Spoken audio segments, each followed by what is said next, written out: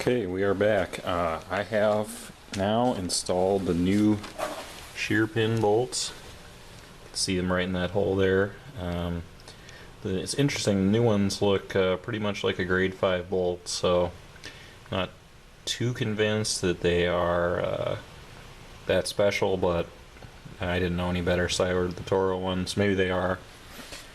Not really sure, but I got those in there. The play, it's still there. There's still some play, but it was a lot worse than that, so that's good. We have also installed the auger assembly back in. So you can see down here, there's now a new scraper blade installed. I don't have the final adjustment on that, but it's my guess that that is pretty close to what we're gonna need. So see if the camera will ever focus here. But anyway, that should work pretty well. I had to replace the nuts that came with this kit, which I bought on eBay for this machine. They had the helical lock nuts on there, and those things are just way too difficult to tighten down with carriage bolts. So I got some nylon lock nuts like the original ones were. So they worked pretty well. You go right back down. Of course, the original ones held on fine for 34 years already. So until I broke them. So it worked out pretty well.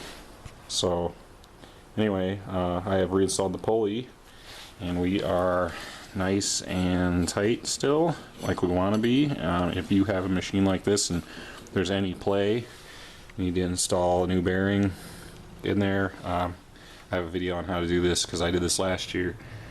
So now I can wheel these two together, and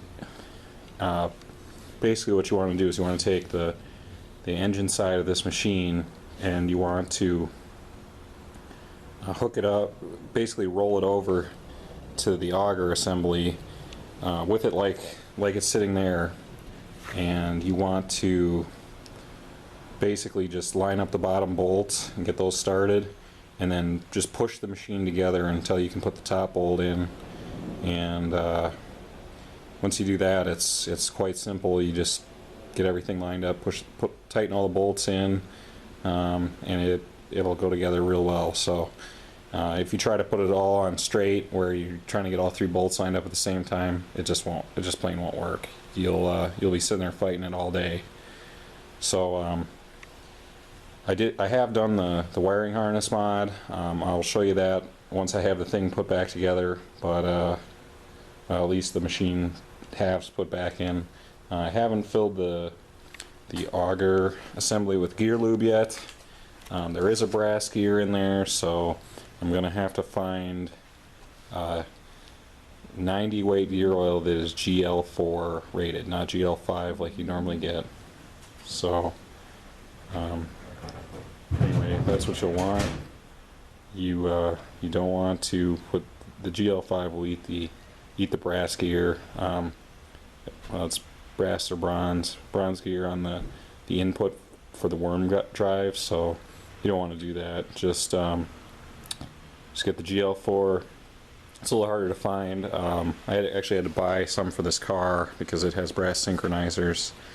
I got it at Napa. They got it in gallons, but you can order it online too. I don't think you'd want to put synthetic oil in this machine's gear drive, probably because it's more likely to leak. So just try to get conventional, somewhere around 90 weight oil for it. You won't even need a quart. It'll be like, a quart would be way too much. You could probably change the oil on this thing 10 times and not use a quart. So it doesn't take that much, but I don't think I have enough left. So yeah, you'll want to find some of that. Some people have used grease in there. I don't know that I recommend that. It would probably work, but like actual grease. But I wouldn't recommend that. So anyway, I'll get back to putting this machine together, and then I'll show you the other things I did once I've got the two halves back together. Alright, I've put the machine back together now. Like I described, I just put the bottom two bolts in with both ends of the machine laid down. and then I rolled the auger assembly back until I could get the top bolts in, snug those up a little bit, then snugged all of them up before I put the weight back down on the auger itself. So that'll help you get it nice and straight, so you won't be tweaking the machine. So now that that's back together, well, I guess one more thing. You'll have to, this piece right here, it has a little brake on it. You'll have to flip that back as you're assembling it. But now that we're back together, you want to just make sure that your belts are in good condition and that they run straight. You can see these are close enough. They'll be relatively straight the whole time, so you shouldn't have too much belt wear. And then of course I've got to add the oil and change the oil in the engine. But the other thing I want to show you is how I got my rocker switch, and if you had the key switch working or still available up here, how you get that to work with this engine. So I guess I should describe what the switch actually does. It grounds out the magneto on the engine, so anytime one of those wires hits the ground circuit, well, actually the wire on one side of the switch hits the ground, it will ground out the machine's magneto, and when the magneto is grounded, the spark goes away and then the engine stops.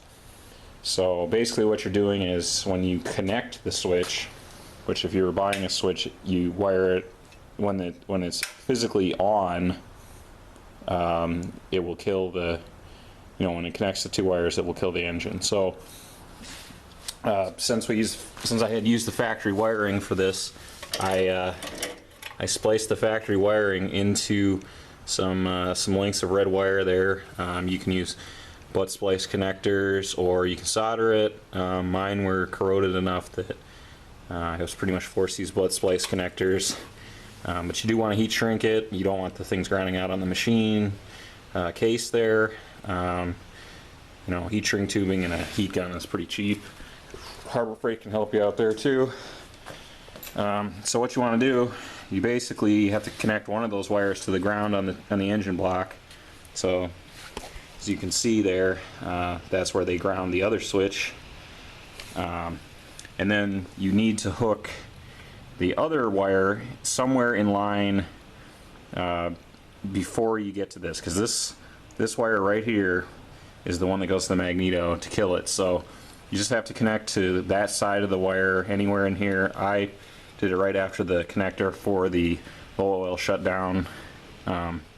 You could do it over here on this part, you could do it here.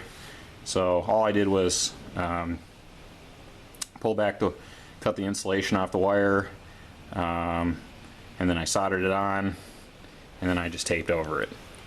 It's not a big deal. Just do a good job taping so it doesn't ground out on anything.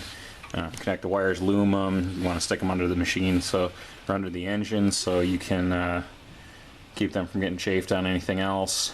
And then when you're using the machine, when you actually want it to run, you have to make sure that both this switch and that switch are in the on position, or the disconnected between the switches position, because if either one of them is in the off position, it will kill the engine.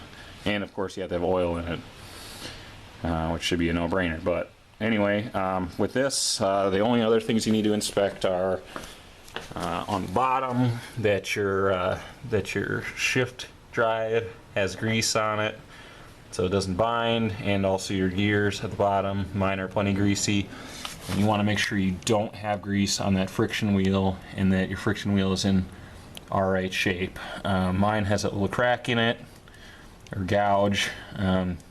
That's not a big deal. This one works fine.